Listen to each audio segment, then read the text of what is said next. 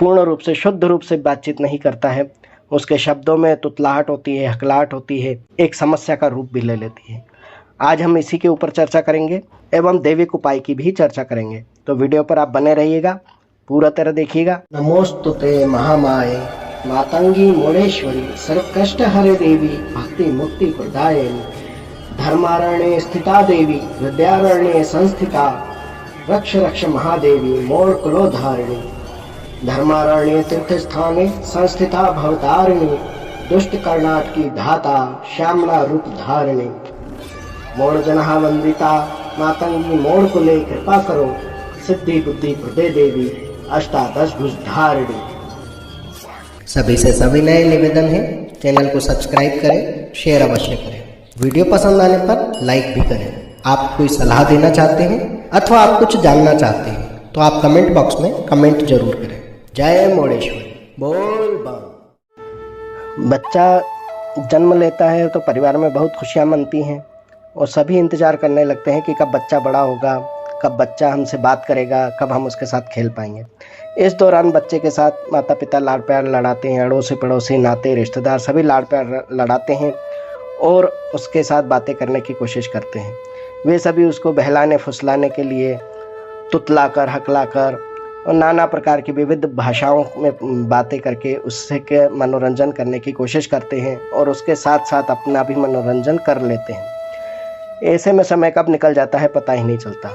फिर बच्चा जैसे ही बोलना शुरू करता है, माँ या पापा बोलता है, तो घर के सभी लोग प्रसन्न हो जाते हैं और उसके आगे पीछे घूमने लगते हैं कि अब ये बात करना प्रारंभ करने वाला है। फिर बच्चा और जब एक आध महीना बड़ा होता है तब वो कुछ और शब्द टूटे फूटे बोलता है, तब माता पिता या परिजन भी उसके साथ उसी प्रकार से टूटे फूटे शब्दों में बोल करके उसका जी बहलाते हैं और यह प्रक्रिया चलती रहती है जब तक कि बच्चा शुद्ध रूप से बोलने नहीं लगता। परंतु कई बार देखने में यह आया है कि बच्चे को उसी प्रकार से बोलने की आदत पड़ जाती है, बच्चा पूर्ण रूप से शुद्ध रूप से बातचीत नहीं करता है, उसके शब्दों में तुतलाहट होती है, हकलाहट होती है, यह कई बार एक समस्या का रूप भी ले लेती है। आज हम इसी के ऊपर चर्चा करेंगे और इसी के उपाय और समाधान की बात करेंगे। हम इसमें व्यवहारिक ज्ञान की भी बात करेंगे एवं दैविक उपाय की भी चर्चा करेंगे, तो वीडियो पर आप बने रहिएगा, पूरा तरह देखिएगा। आपको अच्छा लगता है, समझ में आता है तो बिल्कुल लाइक और कमेंट और शेयर अवश्य कीजिएगा। चैनल को सब्सक्राइब कीजिए और बने रहिए। देखिए, होता यह है कि जब बच्चा बोलना शुरू करता है और हकलाता तुतलाता है तो माँ बाप उस समय ध्यान नहीं देते हैं। वो सोचते हैं कि बचपन है, बड़ा होगा तब संभल जाएगा, सुधर जाएगा, और उसका कोई विशेष प्रैक्टिस नहीं करवाते हैं और किसी डॉक्टर आदि को नहीं दिखाते हैं या किसी काउंसलर आदि से जाकर नहीं मिलते हैं ताकि वो उनको भी सही जानकारी दे सके और बच्चे की मनोदशा को भी समझ सके कि क्या ये बीमारी है या फिर एक सिर्फ महज आदत। देखिए, जब बच्चा बड़ा हो जाता है तो हंसी का पात्र बनता है, लोग उसका मजाक उड़ाते हैं कि ये हकलाता है, ये तुतलाता है, और वो स्वयं भी अपने आप को हीन भावना से ग्रस्त पाता है।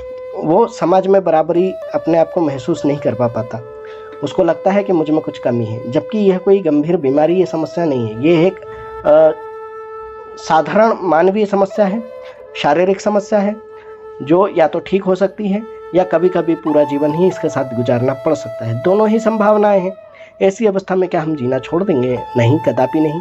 ईश्वर दी हुई प्रकृति प्रदत्त ये समस्या है, तो प्रकृति के द्वारा ही हमें इसका समाधान ढूंढना होता है। या तो हम इसका इलाज कर रहे हैं तो वो कंटिन्यू करते रहें, साथ में हम दैविक उपाय भी कर लें तो कोई हर्ज नहीं है, क्योंकि दुआ और दवा हमें दोनों की ही आवश्यकता होती है। तो मैं आगे आपको दैविक उपाय बताऊं, उसके पहले हम कुछ भौतिक साधनों की बात कर लेते हैं। देखिए, कई बार क्या होता है कि बच्चे को तुतलाने की आदत हो जाती है, तो वो तुतला करके बोलता है, तो उसे बार बार प्रैक्टिस करना चाहिए कि किन शब्दों में तुतलाता है, क्यों तुतलाता है, किस कारण से तुतलाता है। आप भी पाएंगे कि जब मैं बोलता हूँ तो कई बार जब ज़्यादा तेजी में बोलता हूँ या लगातार कोई शब्दों का उच्चारण या दोहराव होता है, तब वहाँ पर हकलाहट या तुतलाहट आना स्वाभाविक है। ये होता है, सभी के साथ होता है। किसी किसी की जिह्वा के कारण, किसी के दंतावली या दांतों के कारण, किसी को सांस की प्रॉब्लम के कारण जैसे कि साइनस आदि हो, या किसी को ब्लड प्रेशर ऊपर नीचे होने के कारण, किसी को मोटापे के कारण भी ये समस्या हो सकती है, क्योंकि उसमें भी सांसों की निरंतरता नहीं बनी रहती है। तो इस प्रकार की समस्याएं हैं तो हम इसका इलाज इसके तरीके से ढूंढ सकते हैं।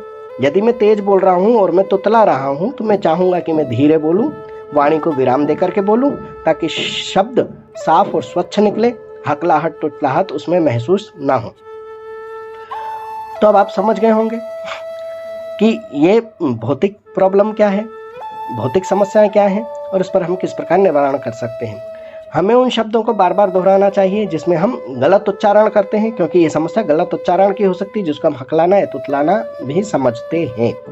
तो उन समस्याओं का समाधान उस प्रकार हो सकता है। अब आइए हम दैविक उपायों की बात कर लेते हैं। तो देखिए, दैविक उपाय में मैं आपको बताऊं कि जिह्वा और वाणी पर जो नियंत्रण होता है देवी सरस्वती का होता है। माँ शारदा इसकी अधिष्ठात्री हैं और वे मन बुद्धि की भी अधिष्ठात्री हैं। मन का कारक वैसे चंद्रमा ज्योतिष के अनुसार माना गया है, परंतु यहाँ पर अगर देखा जाए तो चंद्र के साथ सरस्वती भी पूर्ण जिम्मेदार एवं उत्तरदायी होती हैं, क्योंकि मन परिवर्तन होने के साथ ही हमारी वाणी में परिवर्तन भी हो जाता है। यदि हम गुस्से में हो, क्रोध में हो, हमारे मन में चंचलता हो तो हमारे शब्द उस प्रकार के होते हैं, ये आप सभी जानते हैं। तो यहाँ जब हम उपायों की बात कर रहे हैं तो कुछ ऐसा उपाय किया जाए जिसमें चंद्रमा के कार तत्व भी हों, चंद्रमा की शांति के लिए जो चीज़ें उपयोग की जाती हैं वह भी हों, साथ ही साथ सरस्वती देवी को प्रसन्न करने वाली चीज़ का भी उपयोग हो। दूसरी बात यह है कि ज्योतिष के जो मैंने इस समस्या के बारे में जब खोज की और उसको बारे में जानना चाहा, क्योंकि मैं ज्योतिष तो नहीं हूँ, ताकि और आपको पूर्ण ज्ञान देना भी मेरा कर्तव्य है कि सही जानकारी दूँ। तो इसमें जब देखा गया तो पता चलता है कि राहु इसमें काफ़ी ज़्यादा जिम्मेदार है, और चूँकि राहु जिम्मेदार होता है तो उसमें राहु के उपाय भी होते हैं, राहु की शांति के भी उपाय किए जा सकते हैं। तो आपको यदि आपने कहीं कुंडली पत्रिका आदि दिखाई हो और उसमें यह समस्या दिखी हो, या राहु खराब हो, राहु दोष हो, या राहु की शांति ना हो रही हो, तब ये कर सकते हैं। वैसे अगर आप दुर्गा के उपासक हैं, देवी के उपासक हैं, तब आपको इसकी चिंता करने की आवश्यकता नहीं है, क्योंकि देवी की उपासना करने वाले, शिव की उपासना करने वाले, या हनुमान जी की उपासना करने वाले, भैरव जी की उपासना करने वाले नवग्रह की दशाओं से पीड़ित नहीं होते, नवग्रह के दोष उनके शांत हो जाते हैं। परंतु जो पूर्व जन्म के कर्म से या हमारे कर्म बंधनों के कारण समस्या हमारे साथ लगी हुई है, वे कम तो हो जाती हैं परंतु पूर्णतः नहीं समाप्त होती। तो इसलिए हमें कुछ उपाय करना होते हैं। तो चलिए आपको मैं एक उपाय बताता हूँ जिसको आप मिला जुला करके आप कर सकते हैं और इससे आप उत्तम फल प्राप्त कर सकते हैं। आपको करना ये है, आपको 2 दिन ये काम करने हैं। अगर समस्या बहुत अधिक है और इलाज के द्वारा भी ठीक नहीं हो पा रही है तो इलाज तो जारी रखें, परंतु ये 2 दिवस में करें। अन्यथा आप कोई भी एक दिन चुन सकते हैं, सोमवार या बुधवार। आप सोमवार या बुधवार में से किसी एक दिन कर सकते हैं अथवा दोनों दिन कर सकते हैं। अगर आप शिव के भक्त हैं तो आप सोमवार को करेंगे तो आपका मन ज़्यादा अच्छे से लगेगा। यदि आप देवी के भक्त हैं तो आप बुधवार को भी कर सकते हैं, उसमें भी आपको असीम शांति का अनुभव होगा। देखिए, बुधवार का दिन गणपति का होता है, देवी दुर्गा की विशेष आराधना के लिए भी बुधवार को माना जाता है। तो आप एक काम करें, बुधवार के दिन भगवान गणपति का ध्यान स्मरण कर लें और उसके पश्चात भोग में लगाने के लिए आप उत्तम प्रकार की खीर बनाएं। खीर गाढ़ी होना चाहिए, बिल्कुल पतली नहीं होना चाहिए। खीर गाढ़ी ऐसी हो, ऐसा लगना चाहिए जैसे आप दाल चावल खाने के लिए दाल चावल को चूरते हैं और उसमें दाल मिलाते हैं चावल में, तो जिस प्रकार से वो हो जाता है। कुल मिला के मैं ये कहूँ कि आपसे इतना गाढ़ा होना चाहिए कि आप उसको प्लेट में रखें, और पतली इतनी होना चाहिए कि उसके अंदर आप उंगली हिलाएं तो उसमें अक्षर या फूल या डिज़ाइन बना सकें। कुल मिला के आप समझ गए होंगे कि इसमें आपको मंत्र लिखना है, वो मैं मंत्र आपको आगे बताता हूँ। आपने उत्तम प्रकार की खीर बना ली है और उसको आपने भगवान के सामने अर्पण कर दिया है, सामने रख दिया है। अब आप उसमें लिखेंगे ओम, ओम लिख लेंगे। उसके बाद आप लिखेंगे एम, ओम एम, ये 2 शब्द आपको लिखना है और भगवान के सम्मुख आपको इसको रख देना है। इस प्रकार रखना है कि ये आपको सीधे दिखाई देते रहे, ये आपको सीधे दिखाई देते रहे, अपनी तरफ आपको करके रखना है। आप इसे चांदी की प्लेट में रख सकते हैं, तांबे की प्लेट में रख सकते हैं, पीतल की प्लेट में रख सकते हैं। स्टील आदि और प्लास्टिक आदि में आप ना रखिए, यही उत्तम होगा।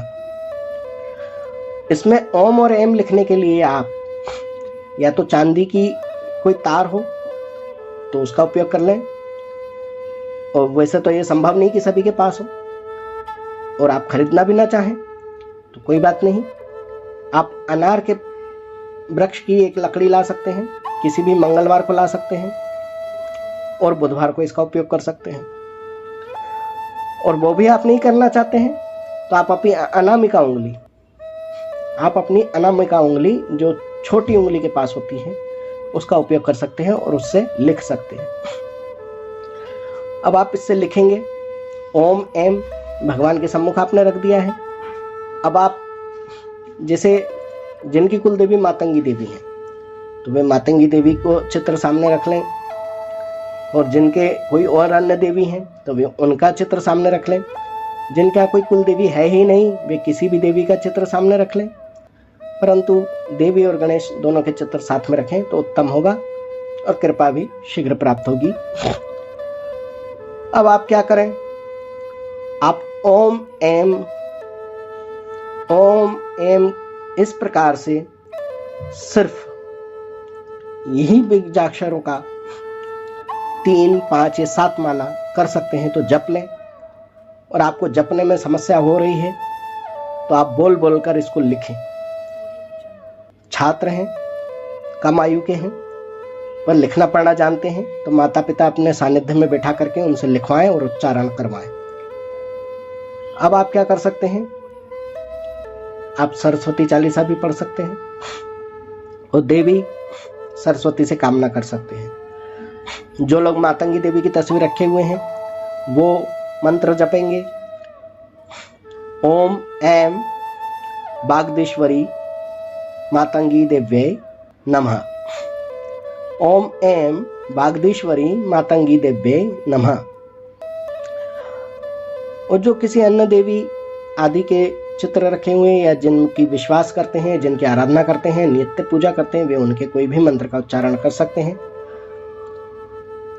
ओम एम वाली 3, 5 या 7 मालाओं के बाद, जैसा कि मैंने पूर्व में कहा। और जिस बच्चे को ये समस्या है उसे ये 5 या 7 बार प्रक्रिया करनी होगी, अर्थात 5 या 7 बार या 5 या 7 हफ्ते में कहूँ तो ज़्यादा अच्छा होगा।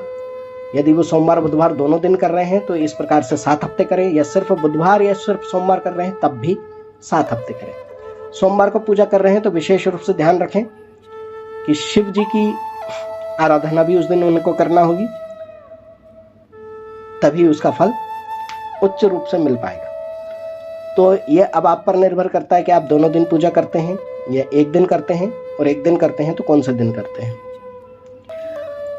विश्वास रखिए कि ऐसा करने से यदि कर्म बंधनों के द्वारा यह दोष प्राप्त हुआ है तो अवश्य ही इसमें सुधार हो जाएगा।